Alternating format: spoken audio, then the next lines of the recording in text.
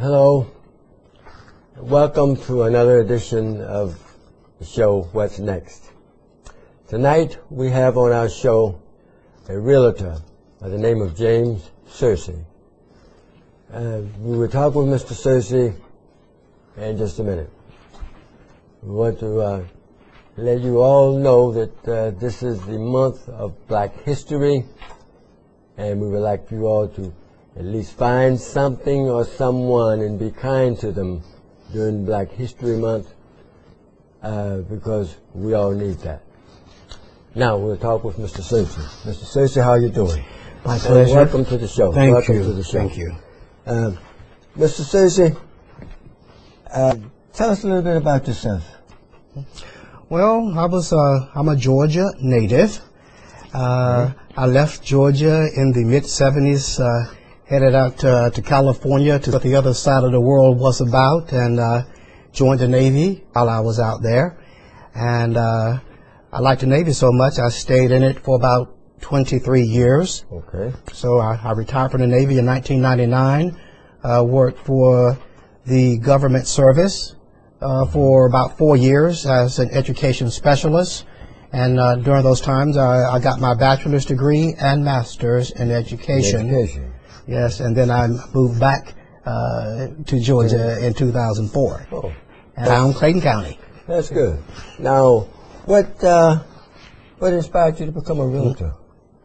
Well, I bought my first home in California in the mid-1990s, and the real estate agent who sold that home to me all during the time that I was staying there, which was several years, the realtor continued to send me just little pieces of information. It didn't have to be too in-depth, just small things about what was going on in the real estate industry around where I lived. At other times, it was just great ideas on how to do things yourself in your home, little recipes and what have you. I really didn't pay any attention as to what it meant at the time, but he did it as a way in keeping in touch with me. He's trying to lure you into the business. Trying to lure you into the business. Yeah. But it really worked, because at the time I was ready to sell my home in California, I didn't need to go far at all. I mean, he was always there. Right. So I realized that at that time, and immediately got in contact with him. And of course, he provided equally superior service in helping me sell the house. Oh, good. Now, how long have you been a realtor? I've been a realtor just over 2 years. Okay. Yes. All right. So when you came to Georgia, you went through the education thing. Oh, yes.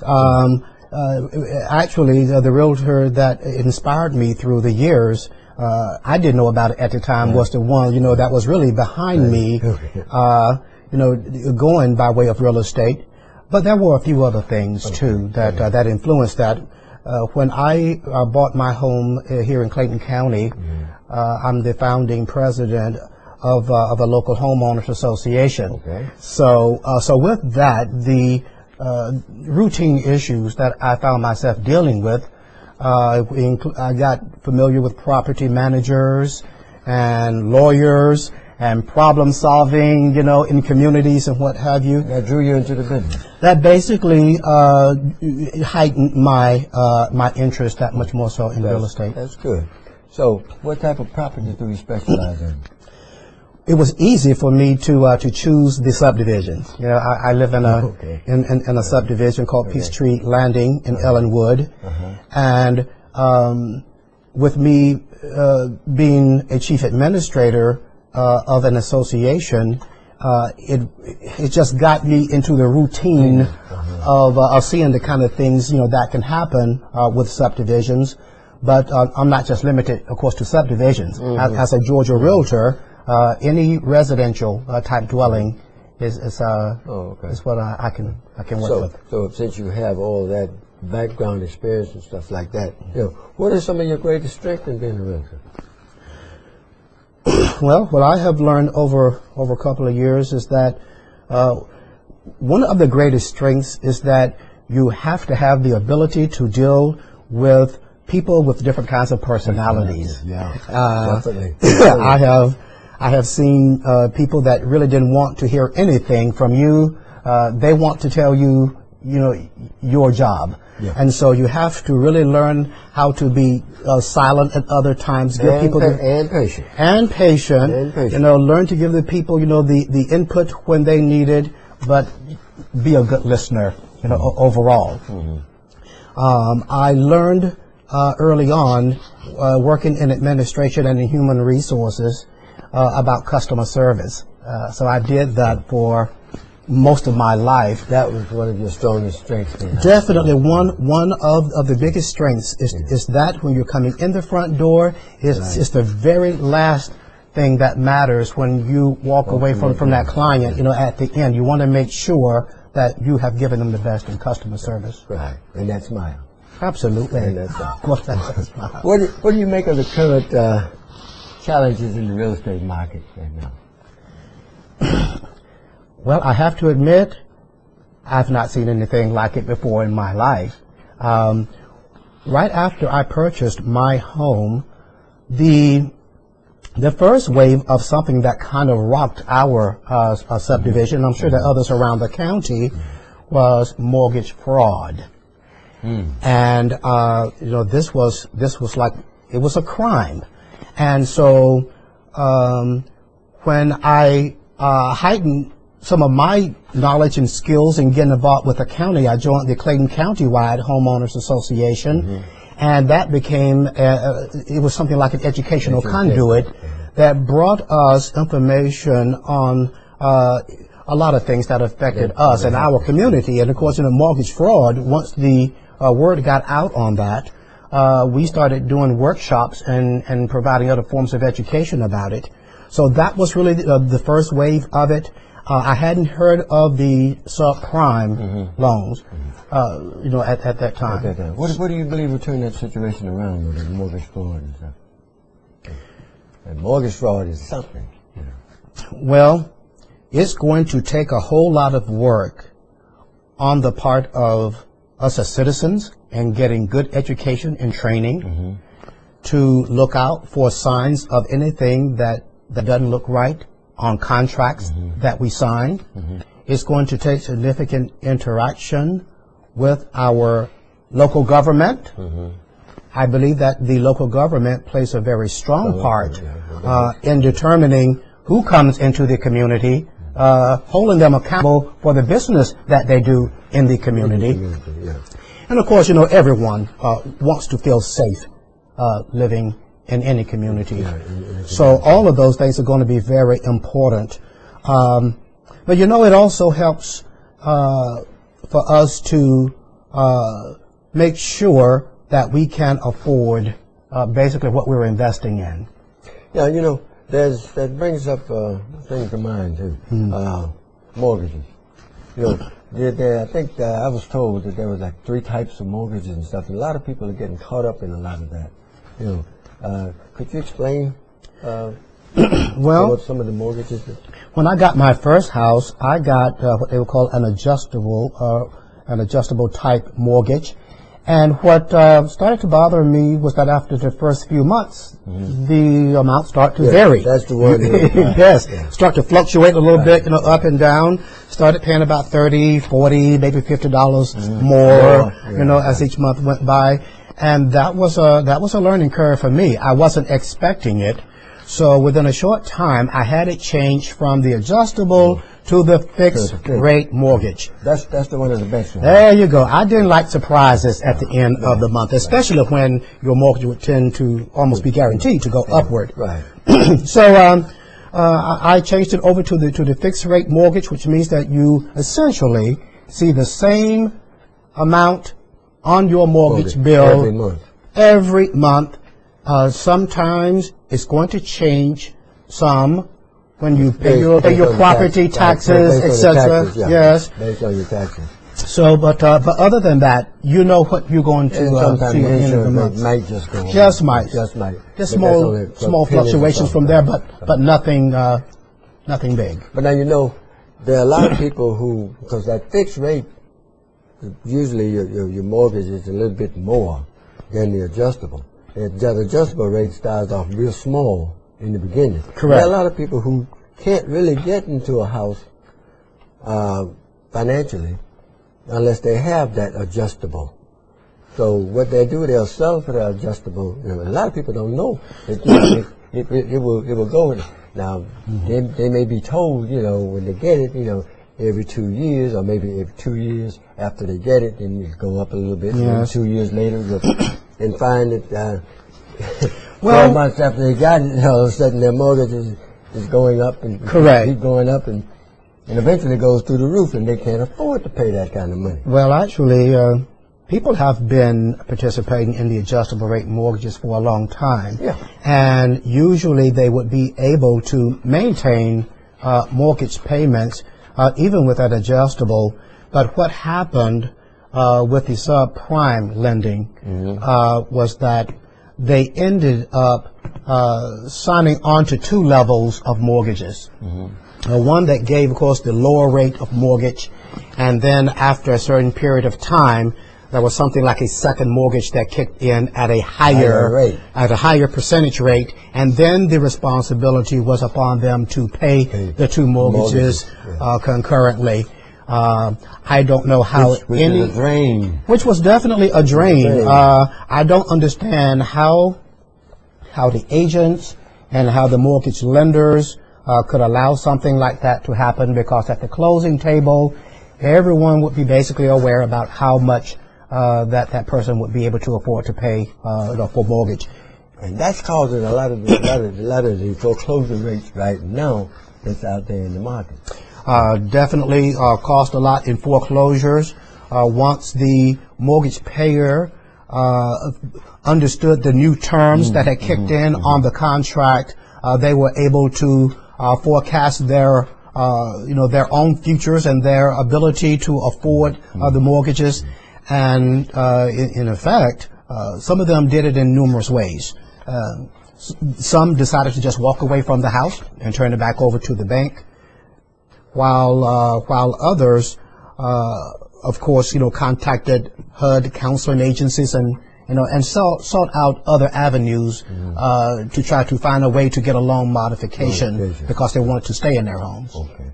Now, considering, and this is a cute little question, considering the downturn in the real estate market and the bleak future that it has, what keeps you going?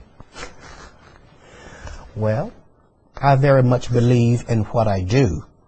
I came from one of these families in that if you're going to invest in anything, make sure you stick with it. I did that when I began to pursue my my post-secondary education. I knew I was going to take those tools and put them to work somehow, regardless of what I did. When I decided to go into the real estate field, I could not have seen some of the challenges, that we have endured over the past few years. But I was in it for the long haul. For the long haul. And so it's I guess overall, you ask what actually keeps me going. It's the energy. There's still energy in real estate. In real estate, okay. Yeah, good times or bad times, energy is still there. Now I understand that you're also you're the vice chairman of the Clayton County Housing Authority, and tell me about how that enhances your realty profession. Well, the Board of Commissioners appointed me to the Housing Authority of Clayton County. This particular branch of it is located in Forest Park. They did that in March of last year. And I'd like to first talk just a little bit about, what the Housing Authority is really about. All right. It's primarily designed to help middle class and lower income people to afford safe and sanitary housing. And the fact that I was already a realtor at the time just made it look like something that was fitting to do. I saw it as a great humanitarian effort, and for me to learn a bit more about the real estate industry. On the Housing Authority side, it was about public housing, of course. And the way that it has further enhanced my real estate skills is that now I get to work with multifamily type dwellings, because that's what this housing authority that I work with now deal with. I have about 432 units in a multifamily housing complex, and we hire a contractor to take care of the day-to-day operations of that. And we invested dearly in that, and it has, and it's proven to be a great investment for us. That's a little different than from the subdivision, though. That's quite a bit different from the subdivisions, and so it just kind of heightens my skills and my knowledge a bit higher. It gives you an opportunity to learn more about what's going on within the county and the county residents, and also assist those who are not as fortunate as others.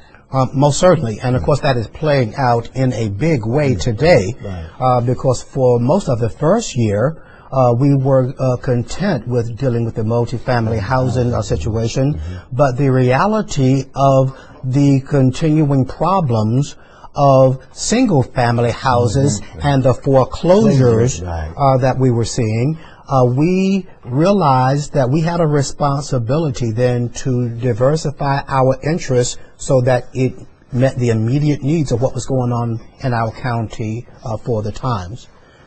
And also, you can keep sort of like neighborhood stabilized. Well, correct. What we extended our interest to, under the Housing Authority of Clayton County, now stands what we call the Clayton County Foreclosure Resource Center.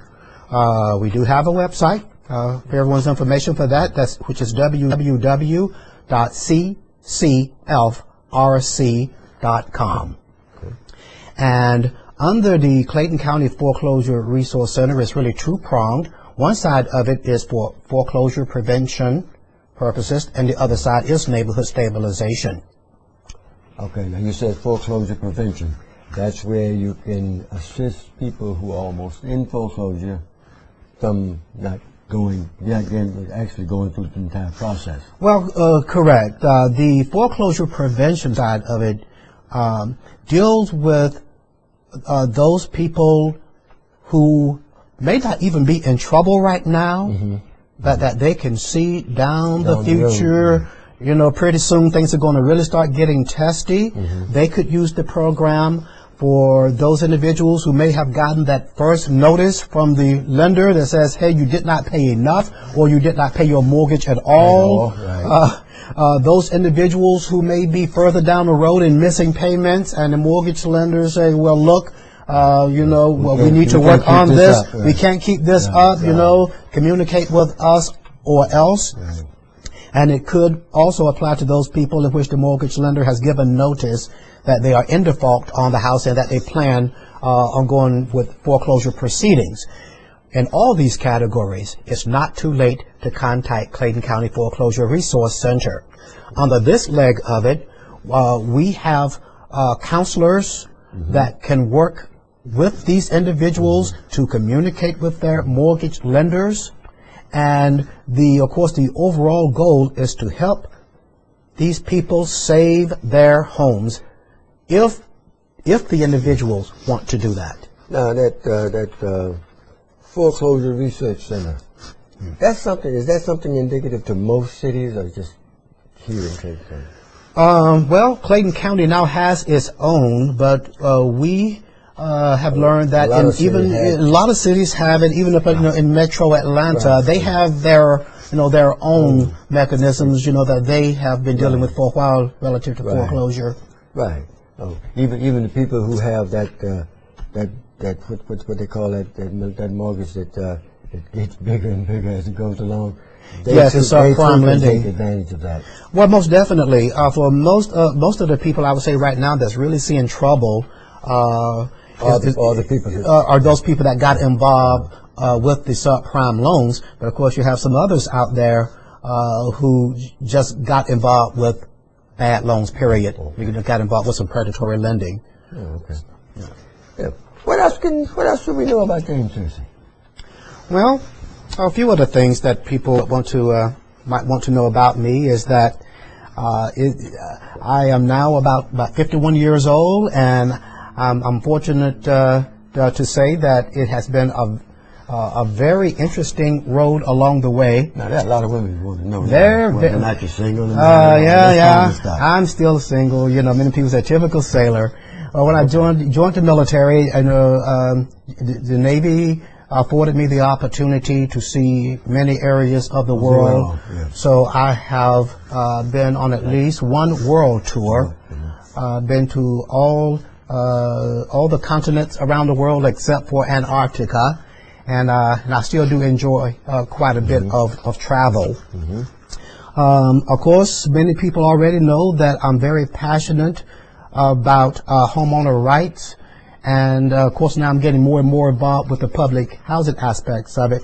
The main thing is that I'm very committed in dealing with issues that affect people's daily lives.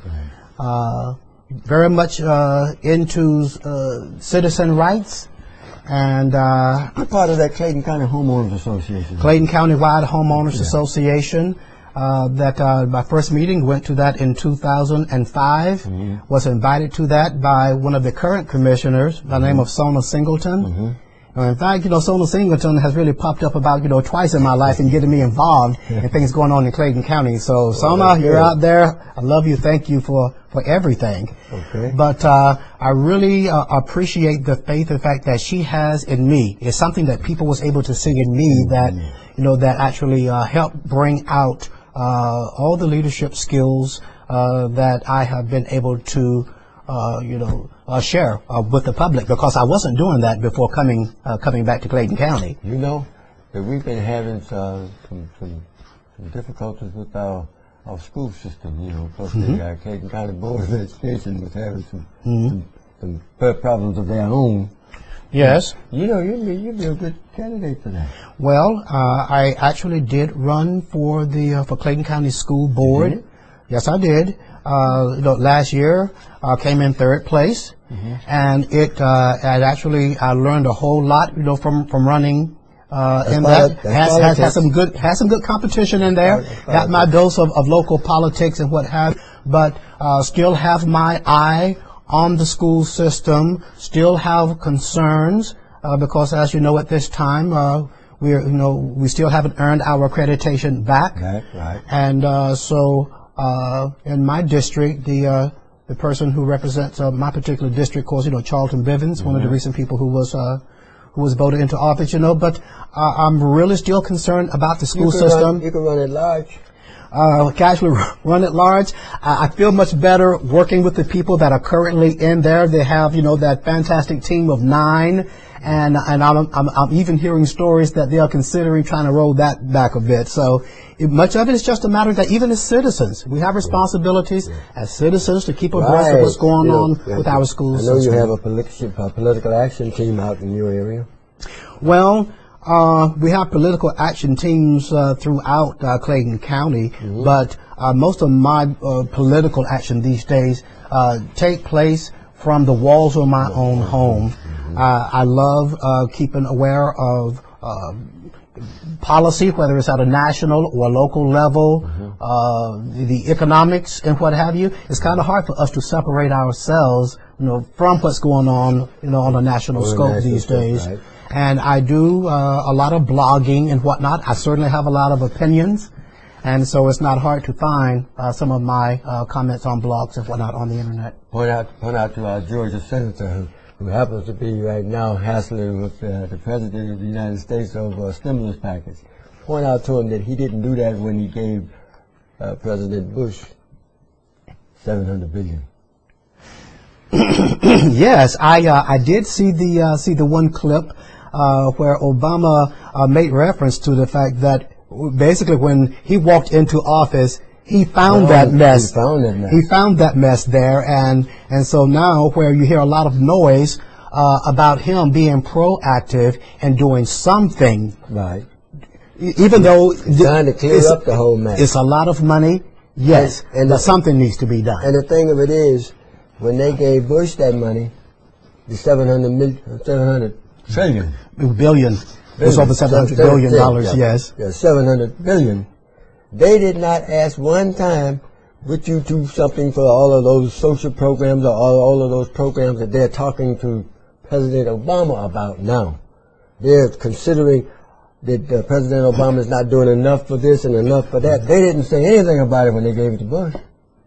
Okay, well, I would say to that is that it's all a part of politics, and somehow, some way, we must find a way to work with what we have. Well, we're going to have to. Yeah, oh, yes. We're going to yes. have to. Brand new president. Anyway, thanks so very much for being Absolutely. with us. I thank you so very much. I'm happy that you shared that information with us, and I hope it can be of some assistance to some of the people here in this county. Oh, thank you, sir, very much. It's been a pleasure. Right. And as we continue on tonight, we want all of our viewers to remember at 8 o'clock tonight we have Rich Minds Online. That's the Hello World chat room. Rich Minds Online chat room. Rich Minds Online. That's RMO. Rich Minds Online, the Hello World chat room. You go to that. All your Hello World subscribers, you can go to that and join in with us, and you can chat about these $800 billion that they're talking about giving away. Anyway, we do appreciate you all joining us tonight. We'd like for you all to join us again. Every Sunday we're here, Sunday at 7. Every Sunday at 7 we're here. And this is What's Next. Thank you so very much for joining us, and we'll talk with you later.